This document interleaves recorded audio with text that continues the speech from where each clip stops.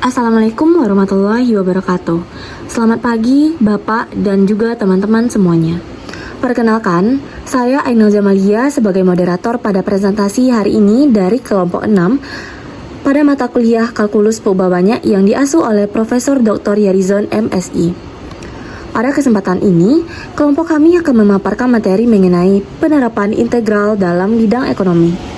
Sebelum masuk pada materi, izinkan saya untuk memperkenalkan para anggota yaitu Aulia Fitri Ritonga, Cynthia Prima Mulia, dan Najwa Imroatus Salihah. Baik, kita masuk pada materi. Apa sih itu integral? Nah, dalam matematika, integral merupakan inverse atau kebalikan dari diferensial.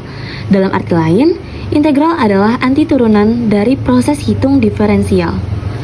Integral merupakan konsep matematika yang sangat penting dan memiliki berbagai aplikasi dalam bidang teknik, ilmu pengetahuan, dan ekonomi. Apa sih kegunaan integral dalam bidang ekonomi? Dalam bidang ekonomi, integral sering digunakan untuk menentukan jumlah produksi maksimal, total biaya produksi, dan lain-lainnya.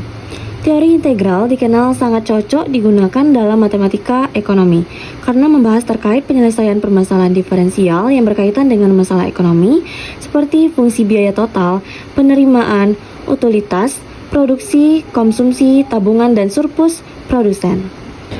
Berikut ada beberapa contoh penerapan integral dalam ekonomi. Selanjutnya, materi tentang fungsi biaya. Dikarenakan marginal cost itu sama dengan MC, jadi rumus dari MC adalah DTC per DQ. Maka total cost itu sama dengan TC, jadi TC dirumuskan dengan integral MC DQ plus K. Untuk contoh soalnya yaitu, biaya marginal suatu perusahaan adalah MC sama dengan 3Q kuadrat minus 12Q plus 6. Berapakah persamaan biaya total dan biaya rataannya?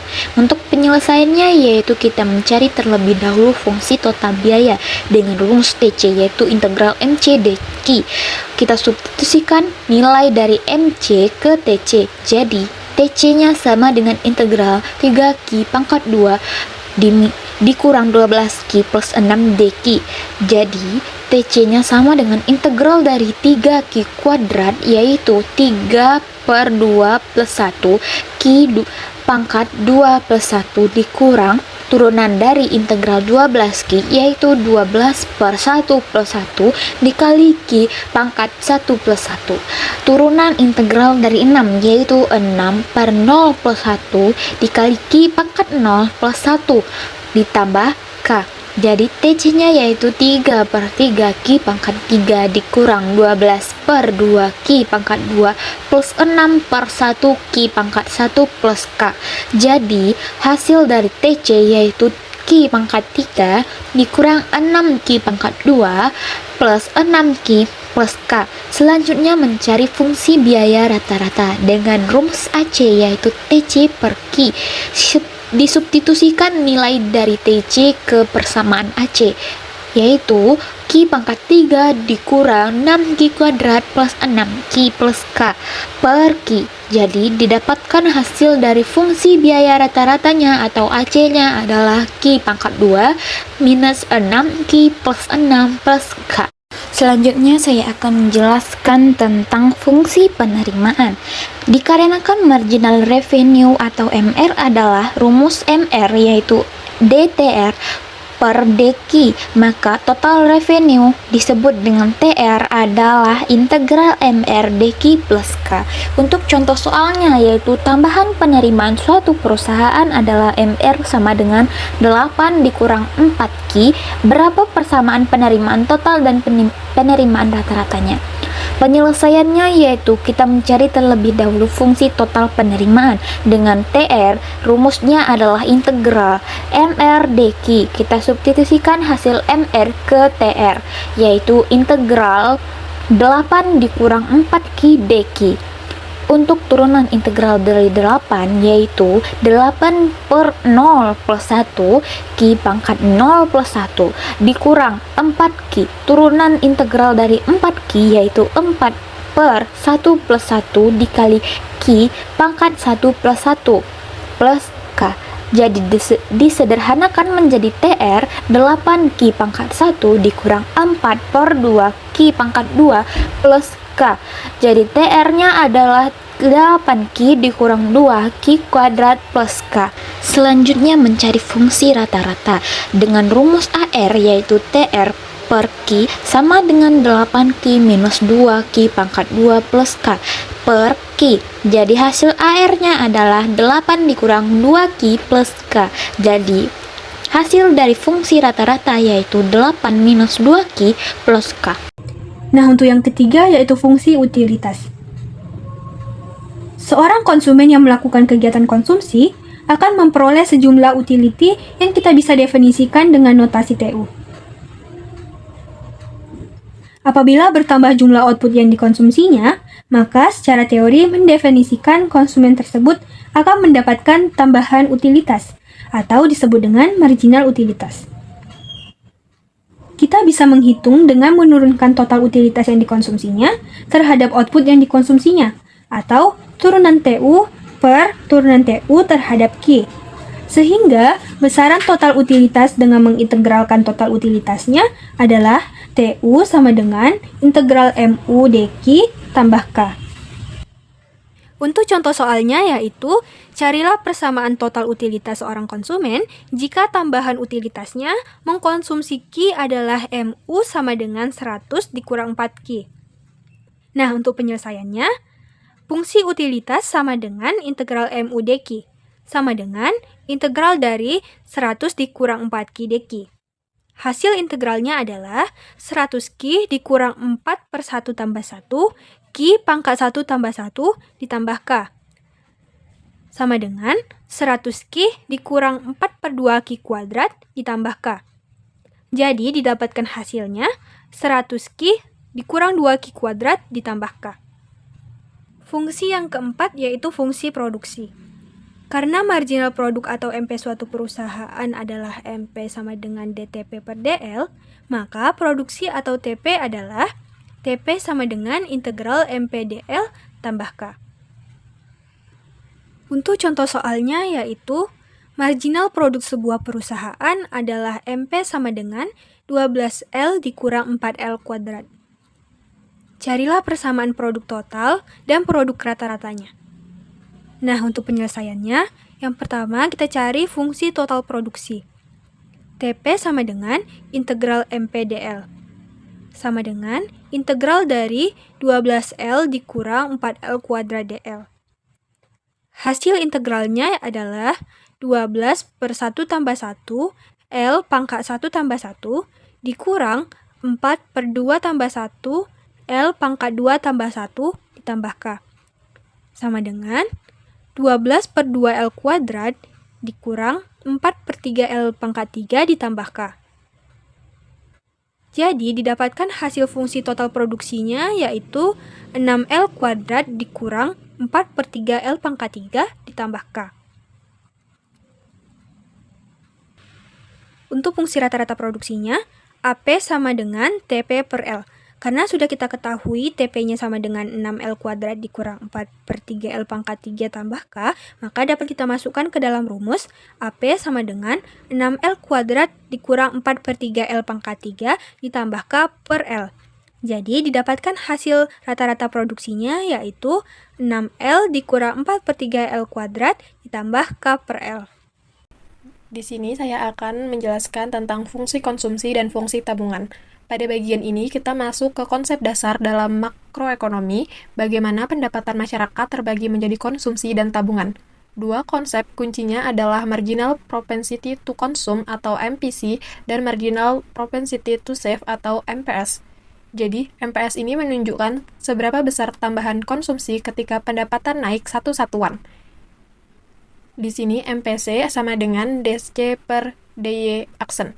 Sedangkan MPS menunjukkan tambahan tabungan dari kenaikan pendapatan yang sama. Di sini, MPS sama dengan DS per DY aksen. Karena pendapatan selalu terbagi menjadi konsumsi dan tabungan, maka jumlah MPC dan MPS harus selalu satu. Di mana Y sama dengan C tambah S, maka fungsi konsumsi dilambangkan dengan C dan fungsi tabungan dilambangkan dengan S. Di sini ada rumus umumnya, yaitu C sama dengan integral MPC DY plus K, dan S sama dengan integral MPS DY plus K. Satu hal yang perlu kita waspadai di sini adalah asumsi bahwa MPC dan MPS itu konstan. Dalam dunia nyata, hubungan konsumsi dan pendapatan tidak selalu linear, tetapi model ini berguna sebagai pendekatan awal. Baiklah, selanjutnya kita langsung ke contoh soal. Sebuah negara mencatat bahwa ketika pendapatan masyarakat nol, masyarakat tetap mengeluarkan konsumsi sebesar 32 satuan untuk kebutuhan pokok. Selain itu, penelitian menunjukkan bahwa setiap kenaikan pendapatan sebesar 1 satuan, konsumsi meningkat sebesar 0,65 satuan. Tentukan A. Fungsi konsumsi masyarakat dan B. Fungsi tabungan masyarakat. Baik, saya akan mencoba menjabarkan soalnya. Contoh soal tersebut menggambarkan bagaimana fungsi konsumsi dan tabungan dibangun. Sebuah negara mencatat bahwa ketika pendapatan masyarakat nol, konsumsi tetap terjadi sebesar 32 satuan. Ini yang disebut dengan konsumsi otonom. Artinya, ada kebutuhan minimum yang tetap harus dipenuhi walaupun pendapatan belum ada. Selain itu, penelitian menemukan bahwa ketika pendapatan naik 1 satuan, konsumsi naik sebesar 0,65 satuan. Nilai 0,65 inilah MPC-nya. Nilai ini masuk akal, tidak semua tambahan pendapatan langsung dibelanjakan, sebagian ada yang disimpan. Nah, dari penjabaran tadi dapat kita ketahui konsumsi otonom itu adalah 32 dan MPC-nya adalah 0,65. Selanjutnya kita akan menjawab soal tersebut. Untuk fungsi konsumsi yang dilambangkan dengan C, kita menggunakan rumusnya, yaitu C sama dengan integral MPC DY ditambah K. Kita substitusikan MPC-nya, di mana yang kita ketahui tadi MPC adalah 0,65, jadi C sama dengan integral 0,65 DY ditambah K. Integral dari 0,65 DY adalah 0,65 Y, sehingga C sama dengan 0,65 Y ditambah K. Karena konsumsi otonom sama dengan 32, maka K sama dengan 32, sehingga C sama dengan 0,65 Y ditambah 32. C sama dengan 32 ditambah 0,65 Y, sehingga fungsi konsumsi masyarakat adalah C sama dengan 32 ditambah 0,65 Y. Di situ terlihat bahwa 32 adalah konsumsi otonom, sedangkan 0,65 Y menunjukkan konsumsi yang bergantung pada tingkat pendapatan. Penting untuk menyadari bahwa model ini berpijak pada asumsi linearitas. Kalau kita bayangkan masyarakat dengan pola konsumsi yang berubah ketika pendapatan naik, misalnya lebih banyak menabung ketika makin kaya, maka fungsi ini mungkin tidak cukup menggambarkan kenyataan. Selanjutnya, kita akan mencari fungsi tabungan. Sebelumnya sudah dijelaskan MPC ditambah MPS itu hasilnya 1, maka untuk mencari MPS sama dengan 1 dikurang MPC. Hasilnya yaitu MPS sama dengan 0,35. Kita gunakan rumus umumnya yaitu S sama dengan integral MPS DY ditambah K. Substitusi nilai MPS sama dengan 0,35. S sama dengan integral 0,35 DY ditambah K. Integral dari 0,35 DY adalah 0,35 Y ditambah K. Konstanta K untuk tabungan bernilai negatif sebesar konsumsi otonom, yaitu K sama dengan negatif 32. Kita substitusikan menjadi S sama dengan 0,35 Y ditambah negatif 32. Menjadi S sama dengan negatif 32 ditambah 0,35 Y. Maka fungsi tabungan masyarakat adalah S sama dengan negatif 32 ditambah 0,35 Y. Angka negatif 32 menunjukkan bahwa pada pendapatan 0, tabungan bernilai negatif. Ini logis, ketika konsumsi otonom tetap ada sementara pendapatan tidak ada, masyarakat harus berutang atau memakai tabungan sebelumnya. Jadi, berdasarkan data yang diberikan, konsumsi otonom masyarakat sebesar 32 satuan dan nilai MPC sebesar 0,65 dengan menggunakan rumus integral diperoleh fungsi konsumsi C sama dengan 32 ditambah 0,65 Y. Karena MPS merupakan selisih antara 1 dan MPC, maka MPS sama dengan 0,35. Dengan menerapkan rumus fungsi tabungan, diperoleh fungsi tabungan yaitu S sama dengan negatif 32 ditambah 0,35 Y. Dari kedua fungsi tadi, kita bisa melihat bahwa konsumsi dan tabungan bergerak sejalan dengan pendapatan dan saling melengkapi. Model ini juga menegaskan identitas dasar ekonomi, pendapatan selalu terbagi menjadi konsumsi dan tabungan. Meski modelnya sederhana, ini membantu kita memahami struktur perilaku ekonomi masyarakat secara umum. Sekian dari saya kembalikan ke moderator. Nah, hanya itu penjelasan tentang materi penerapan integral dalam bidang ekonomi. Jika ada kesalahan kata, kami mohon maaf. Kami sudahi dengan wabillahi taufik wal hidayah. Wassalamualaikum warahmatullahi wabarakatuh.